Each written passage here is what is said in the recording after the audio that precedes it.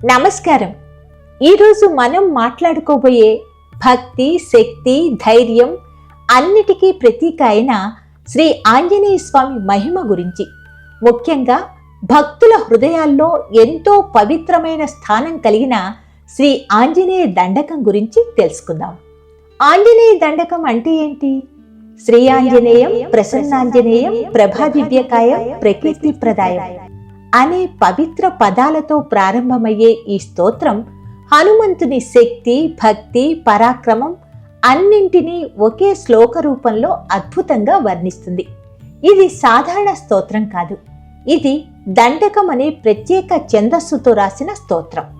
దండకం అంటే సాధారణ పద్యాల కంటే ఎక్కువ అక్షరాలతో గద్యంలా ప్రవహించే పద్య రూపం. ఈ రీతిలో చెప్పినప్పుడు భక్తిభావం మరింత ఉప్పొంగుతుంది. ఈ దండకంలో హనుమంతుని గురించి ఎన్నో గొప్ప విషయాలు చెప్పబడ్డాయి. ఆయన వాయుపుత్రుడు, రామభక్తిలో అగ్రగణ్యుడు, అపార శక్తి సంపన్నుడు. రామాయణంలో హనుమంతుడు చేసిన కార్యాలు మనకు స్ఫూర్తినిస్తాయి.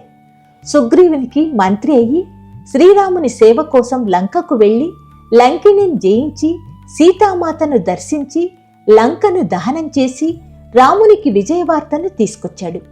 అంతేకాదు, లక్ష్మణుడు యుద్ధంలో మూర్ఛపోయినప్పుడు సంజీవిని పర్వతం తీసుకొచ్చి ఆయన ప్రాణాలు కాపాడాడు. ఈ ఘట్టం హనుమంతుని భక్తి ఎంత గొప్పదో చూపిస్తుంది. ఈ ఆంజనేయ దండకం పఠనం ఫలితం తెలుసుకుందాం. భక్తులు నమ్మేది ఏంటంటే, ఆంజనేయ దండకం భక్తితో పఠిస్తే భయాలు తొలగుతాయి, దుష్ట శక్తులు దూరమవుతాయి, ధైర్యం పెరుగుతుంది, మనస్సుకు శాంతి కలుగుతుంది.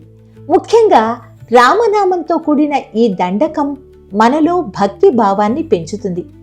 అందుకే చాలామంది ప్రభాతంలో లేదా సాయంత్రం ఆంజనేయ దండకం పఠించడం ఒక ఆచారంగా కొనసాగిస్తున్నారు.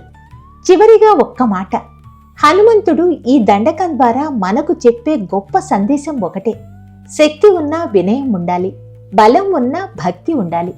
రాముడి సేవలో తన జీవితాన్ని అర్పించిన హనుమంతుడు భక్తి అంటే ఏమిటో ప్రపంచానికి చూపించాడు. కాబట్టి మనం కూడా మన జీవితంలో ధైర్యంగా, ధర్మంగా, భక్తితో జీవిస్తే ఆంజనేయ స్వామి కటాక్షం తప్పకుండా ఉంటుంది. జై హనుమాన్.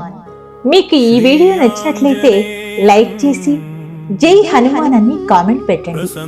ఇలాంటి మరిన్ని వీడియోల కోసం అవునా ఛానల్ను తప్పకుండా సబ్స్క్రైబ్ చేస్తారు కదా. ప్రకీర్తి ప్రదాయం